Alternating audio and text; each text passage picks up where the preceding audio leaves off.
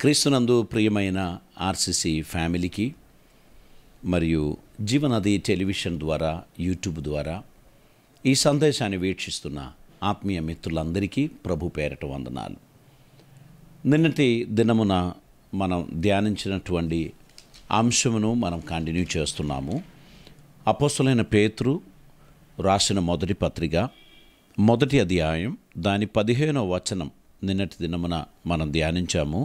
నిర్మలమైన మనసాక్షి కలిగిన వారై మీలో ఉన్న నిరీక్షణను గూర్చి మిమ్మను హేతు అడుగు ప్రతివానికిని సాత్వికముతోనూ భయముతోనూ మనము సమాధానము చెప్పుటకు ఎల్లప్పుడూ సిద్ధముగా ఉండి మీ హృదయములయందు క్రీస్తును ప్రభువుగా ప్రతిష్ఠించుడి. ఇక్కడ మనము ఈరోజు ధ్యానం చేయడానికి ఆశించుచున్నటువంటి విషయం, మనలని హేతు అడుగు ప్రతి వారికి సాత్వికముతో మనం సమాధానం చెప్పడానికి సిద్ధపడాలి అని చెప్పారు. పరిశుద్ధ వాక్యంలో సాత్వికం అనే దాని గురించి యేసు ప్రభు కొండ మీద చేసినటువంటి ప్రసంగములో అద్భుతమైన రీతిగా ప్రభు ఆ వాక్యాన్ని మనకు వివరించాడు. ఈరోజు మనము ఈ అంశాన్ని మరికొన్నిసేపు మనం ధ్యానించడానికి మనం ప్రభునందు ఆశించుచున్నాం. దాని కొరకు జెఫన్యా గ్రంథము 2వ అధ్యాయం దాని యొక్క 3వ వచనాన్ని ఈ సమయంలో మనం చదువుదామండి. 2వ అధ్యాయం దాని యొక్క 3వ వచనం. దేశంలో సాత్వికులై ఆయన న్యాయ విధులను అనుసరించి సమస్త దీనులారా యెహోవాను వెతుకుడి. మీరు వెతికి వినయము గలవారై నీతిని అనుసరించిన ఎడల ఒకవేళ ఆయన ఉగ్రత దినమున మీరు దాచబడుదురు. ఇక్కడ పరిశుద్ధ వాక్యంలో మనం సాత్వికులుగా ఉంటే, వినయం గలవారిగా ఉండే ఉన్న ప్రయోజనం ఏంటంటే, విమర్శన దినమున ఆయన అట్టి వారిని తన కృపచేత దాచుకుంటారు, కాపాడుతారు. తన ఉగ్రత దినమున వారిని కాపాడుతారు అని అంటున్నారు. ప్రపంచమంతటిపై ఉగ్రత వచ్చినా దీన మనస్కులను వినయం గల వారిని దేవుడు ఆదరిస్తారు అనేటువంటిది పరిశుద్ధ వాక్యంలో మనకు తెలియపరుస్తున్నారు. గనక మనం ఈ భూమి మీద నివసించుచున్నటువంటి కాలంలో దేవుని చిత్తం నెరవేర్చడానికి మనం పిలువబడిన వారమై ఉన్నాం. దేవునికి ప్రీతికరమైనటువంటి వారిగా మనం ఉండడానికి ప్రయత్నం చేయాలి. పరిశుద్ధాత్మ దేవుడు తన కృప ద్వారా మనల్ని ఆశీర్వదించటం, ఆయనకు ఇష్టలుగా మనం ఉండడానికి ప్రభు మనల్ని ఏర్పరచుకున్నాడు అనేటువంటి విషయాన్ని మనం గుర్తుపెట్టుకోవాలి. లూకా సువార్త 6వ అధ్యాయం దాని 29వ వచనంలో మనం ఇలా చదువుచున్నాం. నిన్ను ఒక చెంప మీద కొట్టువాని వైపునకు 2వ చెంప కూడా త్రిప్పుము. నీ పై బట్ట ఎత్తుకొని పోవువానిని నీ అంగిని కూడా ఎత్తుకొని పోకుండా అడ్డగింపకము అని అంటున్నారు. ఇక్కడ ప్రభు అంటున్నారు, మనం ఎంతవరకు సాత్వికులుగా ఉండాలి. ఈరోజు ఈ వాక్యం చాలామంది బహుశా దాన్ని అప్రిషియేట్ చేస్తారో లేదో నాకు తెలియదు. ప్రభు అంటున్నారు, మీ ఒక్క చెంప కొడితే మీరు 2వ చెంప కూడా చూపట్టమన్నారు. అంటే ఏమాత్రం పగ తీర్చడానికి, ప్రతీకారం చేయడానికి మనకు అనుమతి లేదు అనేటువంటి సత్యాన్ని మనం అంగీకరించాలి. ఈ లోకంలో ప్రభు మనల్ని దేనికోసం పిలిచారో ఆ కార్యం నెరవేర్చడానికి తగినటువంటి సమర్పణ కలిగిన వారిగా మనం ఆయన సన్నిధిలో ఉండాల్సినటువంటి అవసరత ఉంది. మన హేతు అడుగు ప్రతివానికి సాత్వికముతో మన సమాధానం చెప్పవలసినటువంటి అవసరత ఉంది. గలతీ పత్రిక 5వ అధ్యాయం 22వ వచనం 23వ వచనాన్ని మనం చదివినట్లయితే అక్కడ ఆత్మఫలము ఏమనగా అని చెప్పి 9 అనుభవములు 9 ఫలము గురించి తెలియపరుస్తున్నట్లు మనం చూస్తున్నాం. గలతీ పత్రిక 5వ అధ్యాయం 22వ వచనం. అయితే ఆత్మఫలం ఏమనగా ప్రేమ, సంతోషం, సమాధానం, దీర్ఘశాంతము, దయాలత్వము, మంచితనము, విశ్వాసము, సాత్వికము, ఆశానిగ్రహము. ఈ 9 సాత్వికం 8వదిగా ఇచ్చాడు అని మనం చూస్తున్నాం. మన జీవితంలో వినయము, సాత్వికతం మనలో ఉన్నట్లయితే దేవుడు మనకు తోడుగా ఉంటాడు.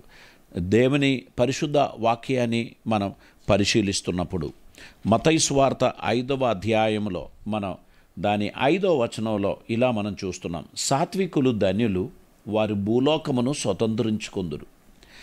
దేవుడు మన గురించి ఆశించేది మనం చాలా తెలివికల వాళ్ళు అని నిరూపించడానికి మనం ఓవర్ యాక్షన్ చేయాల్సినటువంటి అవసరం లేదు. మన సాత్వికులుగా ఉండాలి. బహుశా మీరంటారు సాత్వికులుగా ఉంటే ఓడిపోతారు. సాత్వికులుగా ఉంటారు, వెనక ఉండాల్సి వస్తుంది. తెలివి కలిగిన వాళ్ళు, కుయుక్తి పరులందరూ ముందుకు ఉరికిపోవచ్చున్నటువంటి ఈ కాలంలో సాత్వికులు అనేటువంటి వారికి సమాజంలో ఏమాత్రం విలువ దొరకదు అని మీరు అంటారు. గుర్తుపెట్టుకోండి, దేవుని దృష్టికి ఎవరైతే సాత్వికులుగా ఉంటారో వారికి దేవుడిచ్చిన వాగ్దానం, వారి భూలోకమును స్వతంత్రించుకుందురు. గనక మనకున్నటువంటి వినయం ద్వారా మనం ప్రస్తుతం ఓడిపోయాము అని మనం అనుకున్నా కూడా దాని అవతల దేవుడు మన కోసం తన కార్యం చేస్తాడు. ఆయన ఖచ్చితంగా మనం లేవనెత్తుతాడు, మనల్ని ఆశీర్వదిస్తాడు. ఆయన తన చిత్తం మన ద్వారా నెరవేర్చడానికి ఆయన మనల్ని వాడుకుంటారు. కనుక ప్రియులారా, ఈ యొక్క సాయంకాల సమయం ప్రభుని కార్యం మన జీవితంలో నెరవేరడానికి ఆయన మనల్ని పిలిచాడు అని నమ్ముచున్నటువంటి ప్రతి ఒక్కరు కూడా ఆయన ఎదుట సాత్వికులుగా ఉండవలసినటువంటి అవసరత ఉంది. గలతీ పత్రిక 6వ అధ్యాయం 1వ వచనం చదివితే, సహోదరులారా, ఒకడు ఏ తప్పిదములోనైనను చిక్కుకొనిన ఎడల ఆత్మ సంబంధులైన మీలో ప్రతివాడు తానును శోధింపబడుదును ఏమో అని తన విషయమై చూచుకొనుచు సాత్వికమైన మనస్సుతో అట్టివానిని మంచి దారికి తీసుకొని రావాలను. మనలో ఎవరైనా ఒకరు తప్పితం చేశారు, వారిని పూర్తిగా వెలివేయడం కాదు, కానీ తనకు మారు మనసు పొందడానికి ఉన్నటువంటి ఒక ఛాన్స్ మనం ఇవ్వాలి. ఆ వ్యక్తిని ప్రేమ చేత తిరిగి ప్రభు దగ్గరికి తీసుకురావడానికి మనల్ని పిలిచారు. దానికి మనకు సాత్వికత్వం అవసరం. ఆ వ్యక్తిని దేవుని వైపు మళ్లించడానికి, లేక తన జీవితంలో క్రమశిక్షణ కలగడానికి మనకు ఓపిక ఉండాల్సినటువంటి అవసరత ఉంది. ఇది చాలా ప్రాముఖ్యమైన విషయంగా మనం గుర్తుపెట్టుకోవాలి. అపోస్తలుడైన పౌలు ఎఫెసోసులో ఉన్న సంఘానికి రాస్తున్న పత్రికలో 4వ అధ్యాయం, ఎఫెసీ పత్రిక 4వ అధ్యాయం దాని యొక్క మొదటి 2 వచనాలు చదువుతా. కాబట్టి మీరు సమాధానమను బంధము చేత ఆత్మ కలిగించు ఐక్యమును కాపాడుకొనుటయందు శ్రద్ధ కలిగిన వారై ప్రేమతో ఒకరినొకడు సహించుచు మీరు పిలువబడిన పిలుపునకు తగినట్లుగా దీర్ఘశాంతముతో కూడిన సంపూర్ణ వినయముతోనూ సాత్వికముతోనూ నడుచుకొనవలనని ప్రభువును బట్టి ఖైదీనైన నేను మిమ్మల్ని బతిమాలుకొనుచున్నాను. ప్రియులారా, ఇది చాలా ప్రాముఖ్యమైనటువంటి విషయం. మనము సమాధానమును బంధము చేత ఆత్మ కలిగించు ఐక్యమును కాపాడుకోవాలి అని అనుకున్నట్లయితే శ్రద్ధ కలిగిన వారిగా ఉండాలి, ప్రేమ కలిగిన వారిగా ఉండాలి, ఒకరినొకరు సహించు వారిగా ఉండాలి, మరియు పిలుపుకు తగినట్టుగా దీర్ఘశాంతముతో కూడిన పరిపూర్ణ వినయమును స్వాతికమును మనం చూపుతూ నడవాలి అని అంటున్నారు. మనం దేవుని యొక్క పరిచర్యలో మనకు ఇది చాలా అవసరమని ప్రభు కోరుచున్నారు. కనుక ప్రియులారా, మన జీవితాన్ని ప్రభు చిత్తానికి తగినట్లు సంపూర్తిగా సమర్పించుకుంటూ ఇతరుల విషయంలో మనం వినయం గల వారిగా, సాత్వికులుగా ఉండి వారిని ప్రభు కృపలో నడిపించడానికి తగినటువంటి సమర్పణతో మనం ఉండాల్సినటువంటి అవసరత ఉంది. తిమోతి పత్రిక 2వ అధ్యాయం దాని 25వ వచనాన్ని మనం చదివినట్లయితే ఇక్కడ మనం ఇలా చూస్తున్నాం. సత్య విషయమైన అనుభవ జ్ఞానము వారికి కలుగుటకై దేవుడు ఒకవేళ ఎదురాడు వారికి మారు మనస్సు దయచేయును. అందువలన సాతాను తన ఇష్టము చొప్పున చెరపట్టిన వీరు వాని ఉరిలో నుండి తప్పించుకొని మేలుకొనుదురేమో అని ప్రభు యొక్క దాసుడు అట్టివారిని సాత్వికముతో శిక్షించుచు జగడమాడక అందరి ఎడల సాధువుగాను బోధింప సమర్థుడుగాను కీడును సహించువాడునుగాను ఉండవలను.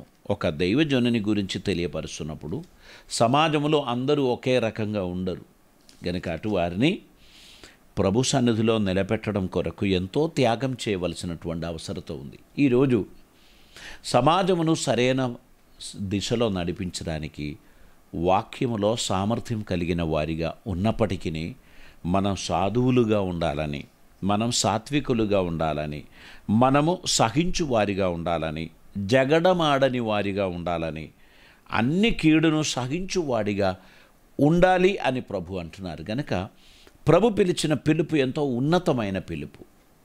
అది చేతకానితనం కాదు, అది సమర్పణ, దానికి కమిట్మెంట్ అని అంటారు. మనం దేవుని పరిచర్య కొరకైనటువంటి కమిట్మెంట్తో, దైవ చిత్తం నెరవేర్చడానికి ఉన్నటువంటి వినయముతో మనం ఆయన సన్నిధిలో నడవాలి, ఆయన చిత్తం నెరవేర్చాలి, ఆయనకిష్టులుగా మనం జీవించడానికి ప్రభు మనల్ని పిలిచారు. మొదటి పేతురు గ్రంథం 3వ అధ్యాయం 4వ వచనంలో మనం చదువుతున్నాం, సాధువు అయినట్టు మృదువైనట్టునైన గుణమును అక్షయాలంకారముగా మీ హృదయపు అంతరంగ స్వభావము మీకు అలంకారముగా ఉండవలను అని అంటున్నారు. చూడండి, మనకు ఉండవలసినటువంటి అలంకారం ఎటువంటిది? సాధు అయినట్టు మృదువైనట్టునైన గుణం అను అక్షయ అలంకారము గల మీ హృదయపు అంతరంగ స్వభావం. కాబట్టి మనకు ఉండవలసినటువంటిది అక్షయమైనటువంటి అలంకారమే. ఆ అలంకారం కలిగి ఉండడానికి మనం మృదువైనటువంటి వారిగా, సాధువైనటువంటి వారిగా మనం ఉండాలి అని ప్రభు కోరుచున్నారు. అది దేవుని దృష్టికి మిగుల విలువ కలది. గనక మనం ప్రభుని సన్నిధిలో దేవుడు అప్పగించిన కార్యాన్ని పరిపూర్ణతలోనికి నడిపించడానికి ఉషారితనం వదిలేసి సాత్వికులుగా దేవుని మార్గంలో నడవడానికి మనల్ని మనం సమర్పించాలి. ప్రభు అనుగ్రహించిన ఈ ఆయుష్ ఆయన దానమే. ఈ వైరస్ ఎక్కడ పాకుతుంది, ఎక్కడ ప్రవేశిస్తుంది మనకు తెలియదు. అది మన కంటికి కనబడతలేదు. అటువంటి సమయంలో విశ్వాసంతోనే మనం నడుస్తున్నాం. ఈ జీవితం ప్రతిరోజు ఒక బోనసే, ప్రతిరోజు దేవుడిచ్చిన దయ, దానం. గనుక ఈ దినం నేను దేవుని చిత్తంలో నిర్మలత కలిగిన వాడిగా, నిష్కళంకుడిగా ఉండాల్సినటువంటి అవసరత ఉంది. నేను ఓవర్ యాక్షన్ చేయడానికి నాకేమీ హక్కు లేదు. ఇది దేవుని దయ, ఆయన కృప, ఆయన వాత్సల్యత. కాబట్టి ఈ జీవితమును బట్టి నేను దేవునికి వందనాలు తెలియపరుస్తున్నాను. ఆయన గొప్ప కృప నాకు అనుగ్రహించారు. ఇది దేవునికి ప్రియమైనటువంటిదిగా నేను గుర్తించుచున్నాను. కనుక నేను ఈ విధంగా నా జీవితాన్ని మలుపు తిప్పుకోవాలని ప్రభు నా గురించి కోరుచున్నారు అనేటువంటి సత్యాన్ని నేను గ్రహించుచున్నాను. మనం కీర్తనల గ్రంథంలోనికి వచ్చినట్లయితే 22వ కీర్తన దాని యొక్క 26వ వచనాన్ని ఈ సమయంలో మనం చదువుదామండి. 22వ కీర్తన దాని 26వ వచనాన్ని మనం చదువుదాం. దీనులు భోజనం చేసి తృప్తి పొందుదురు, యెహోవాను వెతుకువారు ఆయనను స్తుతించుదురు. మీ హృదయములు తెప్పరిల్లి నిత్యము బ్రతుకును.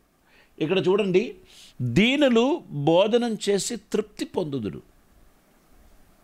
యెహోవాను వెతుకువారు ఆయనను స్తుతించుదురు. చూడండి, ఈరోజు సమాజంలో చాలామంది ధనికులు ఉన్నారు, కానీ డిన్నర్ దగ్గరికి వచ్చినప్పుడు వారికి మీరు అనుకున్నటువంటి భోజనాలు ఏమీ అవసరం లేదు. వారికి కొన్ని రా వెజిటబుల్స్, ఒక రొట్టె, కొంచెం ఏదైనా దానికి ఒక వెజిటబుల్ కర్రీ, లేకపోతే ఏదో ఒకటి సరిపోతుంది వారి తృప్తిగా. ఇంత పెద్ద ధనికుడు ఇంత సింపుల్గా ఎలా ఉంటారు అంటే వారి శరీర పరిస్థితి అలాగైపోయింది. అందుకే బైబిల్ చెప్తున్నారు, దీనులు భోజనం చేసి తృప్తి పొందుదురు. ఆయనకు 3 పూట లేకపోయినా 2 పూట దొరికినా తృప్తిగా తింటున్నాడు. దేవుడిచ్చిన ఆరోగ్యం, దేవుడిచ్చిన సౌభాగ్యం, ఇది విలువైనది. దానికి మనం కృతజ్ఞతా భావం కలిగిన వారిగా మనం జీవించాల్సినటువంటి అవసరం ఉంది. దీనులుగా ఉండండి, అది మీకు ఎంతో ఆశీర్వాదాన్ని కలుగజేస్తుంది. అహంభావం, గర్వం, నేనంటే ఏమనుకున్నావు, అటువంటిది ద్వారా మనకేమి లాభం ఉండదు. మనం కేవలం ఊపిరి అనే సత్యాన్ని అంగీకరించండి. ఇప్పుడు ఊపిరితిత్తులో ప్రాబ్లం వస్తే దాదాపు అయిపోయినట్టే. కాబట్టి దేవుడిచ్చిన ఊపిరి తీసుకోవడానికి, విడవడానికి మనకు శక్తి చాలడం లేదు అంటే మన సామర్థ్యం అయిపోయినట్టే. డబ్బున్నా మనకు వైద్యం దొరకడం లేదు. కనుక ప్రియులారా, కాపాడు ప్రభువా, దయచూపు ప్రభువా, నీ చిత్తమునకు తగినట్లు నేను నడుస్తాను ప్రభువా అని దేవునితో ఒప్పందం చేసుకొని వినయం గల వారిగా, సమర్పణ కలిగిన వారిగా దేవుని చిత్తం నెరవేర్చడానికి ఉన్నటువంటి ఒక సమర్పణ మన జీవితంలో మనకు అవసరమై ఉంది. అదేవిధంగా మనం 37వ కీర్తన 11వ వచనాన్ని మనం చదివినట్లయితే అక్కడ మనం ఈ విధంగా చూస్తూ ఉన్నాం. దీనులు భూమిని స్వతంత్రించుకొందురు, బహుక్షేమము కలిగి సుఖించెదరు. భక్తిహీనులు నీతిమంతుల మీద దురాలోచన చేయుదురు, వారిని చూచి పండ్లు కోరుకుదురు. వారి కాలం వచ్చుచుండుట ప్రభు చూచుచున్నాడు. కనుక ప్రభు మనల్ని ఆ రకంగా చూడాల్సినటువంటి అవసరత లేదు. మనం లెటస్ సరెండర్ అవర్ లైఫ్. మనమే మనకొక డిసిషన్ తీసుకుందాం. దేవుని కోపానికి నేను పాత్రుని కాదు, దేవుని ఉగ్రతకు నేను అస్సలు సరిపోయినవాని కాదు. నాకు కావలసినది దేవుని దయా దాక్షిణ్యం, దేవుని కృపా సంకల్పం నాకు కావాలి. కాబట్టి నేను దీనుడిగా ఈ భూమి మీద జీవించడానికి ఆశిస్తున్నాను అనే ఒక నిర్ణయం తీసుకోండి. దీనుడు భూమిని స్వతంత్రించుకొందురు, బహుక్షేమం కలిగి సుఖించెదరు. ప్రియులారా, దేవునికి ప్రియమైన బిడ్డలుగా మనం ఉండడానికి తగినట్లు మన జీవితాన్ని ప్రభు సన్నిధిలో సమర్పించండి. ఆయన చిత్తం భూమి మీద నెరవేర్చడానికి మిమ్మల్ని మీరు సమర్పించండి. ఆ దేవుడిచ్చు దీర్ఘాయువును, ఆ దేవుడిచ్చు ఆశీర్వాదమును, ఆ దేవుడిచ్చు కృపలను, సమృద్ధిని, ధారాళమైన దీవెనలను అనుభవించడానికి తగినట్లు మన జీవితాన్ని ప్రభు సన్నిధిలో సమర్పించడం చాలా శ్రేష్టమైనటువంటిది. 147వ కీర్తనలో దాని యొక్క 6వ వచనాన్ని ఈ సమయంలో మనం చదువుదామండి. 147వ కీర్తన దాని 6వ వచనం. యెహోవా దీనులను లేవనెత్తువాడు, భక్తిహీనులను ఆయన నేలను కూల్చును. కనుక మనలని ఈ మనుషుల చేత మనం నెట్టబడిన, పడగొట్టబడిన దేవుడు లేవనెత్తువాడు అంటున్నాడు. దీనులను దేవుడు లేవనెత్తుతాడు. దేవునితో పోరాడేవారు ఎవరున్నారు? దేవునితో కొట్లాడి సాధించేవారు ఎవరున్నారు? దీనులు మాత్రమే. కాబట్టి నీవు ఇతరులను చూచి కంగారపడకు, వాళ్ళను చూచి నువ్వు బాధపడకు. నీకు విరోధముగా మాట్లాడు వారిని, ప్రవర్తించు వారిని చూచి నువ్వు దిగులు చెందకు. దేవుడు వారికి ఒక సమయం నిర్ణయించుకున్నారు. గనుక నిన్ను దేవుడు కాపాడుటకు, నిన్ను దేవుడు దీవించుటకు, నిన్ను దేవుడు వర్ధిల్లుటకు ఆయన అడుగు జాడలో నడవండి, ఆయన చిత్తం నెరవేర్చండి, దేవునికి ఇష్టలుగా ఉండడానికి ఉన్న ప్రయత్నం చేయవలసిందిగా మనం చేస్తున్నాను. 149వ కీర్తన దాని 4వ వచనంలో యెహోవా తన ప్రజలందు ప్రీతి గలవాడు, ఆయన దీనులను రక్షణతో అలంకరించును. భక్తులు ఘనత నొంది ప్రహర్షించుదురుగాక, వారు సంతోషభరితులై తమ పడకల మీద ఉత్సాహగానము చేయుదురుగాక. వారి నోట దేవునికి చేయబడు ఉత్సాహ స్తోత్రములున్నవి. గుర్తుపెట్టుకోండి, దేవుని స్తుతించు భక్తుని, దేవుని ఆరాధించు భక్తుని ఎంతమంది ఎగతాళి చేసినా వానికి ఏం కీడు కలగదు. వాడు తన పడక మీద దేవుని అందు ఆనంద స్తోత్రములు చెల్లించదగినట్లు దేవుడు అతని తన ఘనతతో నింపుతాడు. భక్తులు ఘనత నొంది ప్రహర్షించుదురుగాక, వారు సంతోషభరితులై తమ పడకల మీద ఉత్సాహగానము చేయుదురుగాక.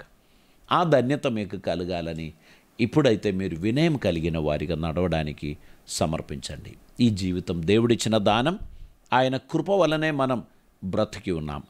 దేవుడు తన సహాయం మనకు అనుగ్రహించి మనల్ని నడిపిస్తున్నందుకు ప్రభువునకు స్తోత్రం చెల్లిద్దాం. ఆయన చిత్తం భూమి మీద నెరవేర్చడానికి మనల్ని మనం సమర్పిద్దాం. నమ్మదగిన దేవుడు మనకు తోడై ఉన్నాడు. ఆయన ఆశ్చర్యకరుడై ఉన్నాడు. ఆయన కృపచేత ఆయన మనల్ని దీవించుచున్నాడు. అద్భుతమైన నీ కృపా సమాధానములు దేవుడు మనకు అనుగ్రహించును గాక. ఆయన తన సన్నిధిని మనకు దయచేస్తున్నాడు.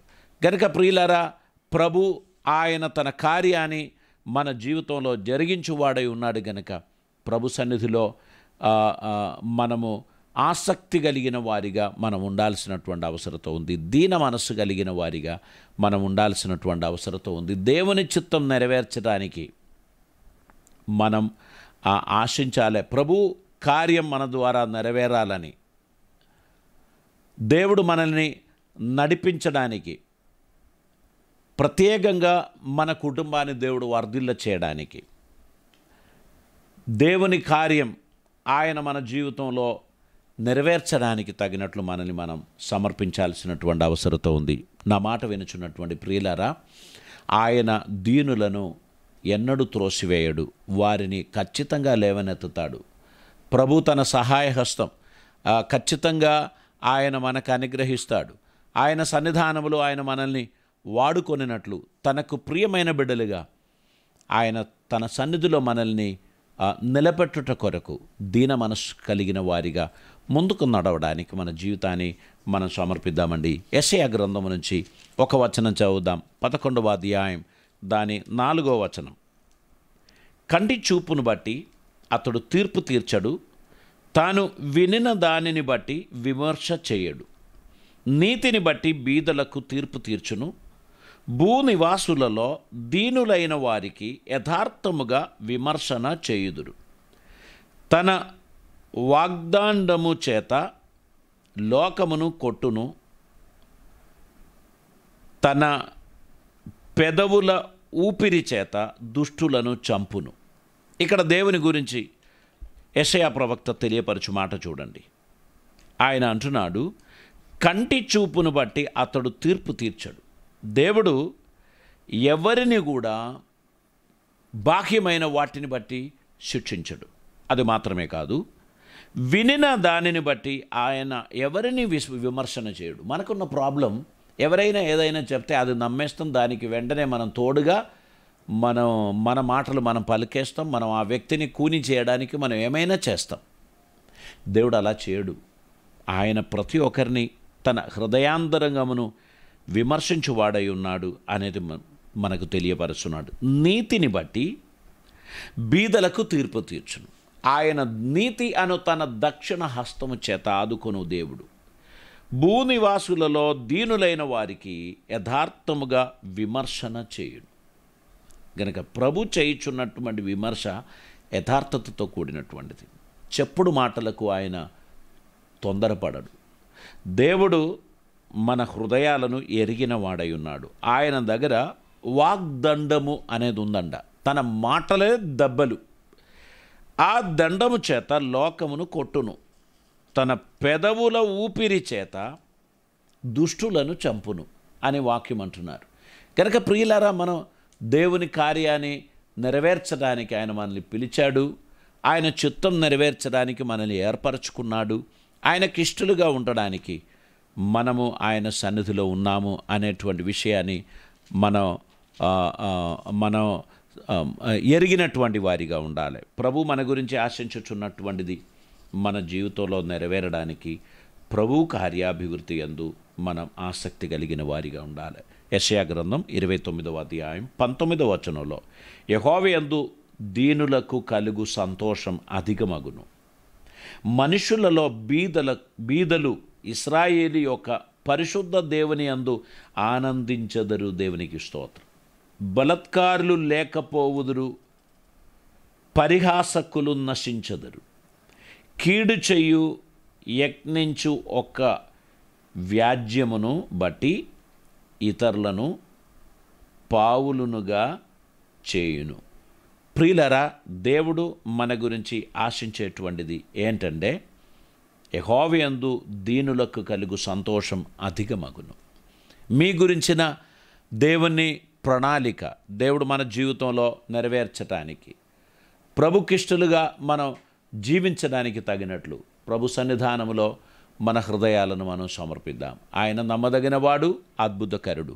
ఆయన తన చిత్తం మన జీవితంలో నెరవేర్చువాడిగా ఉన్నాడు. కనుక ప్రభు కార్యాభివృద్ధి కొరకు మన హృదయాలను సమర్పించి అద్భుతమైన కార్యం ప్రభు మన జీవితంలో జరిగిస్తాడు. ఈ యొక్క సమయంలో ప్రభు మనకిచ్చినటువంటి సమయ పరిమితి నిమిత్తం నేను ఇక్కడ ముగిస్తున్నాను.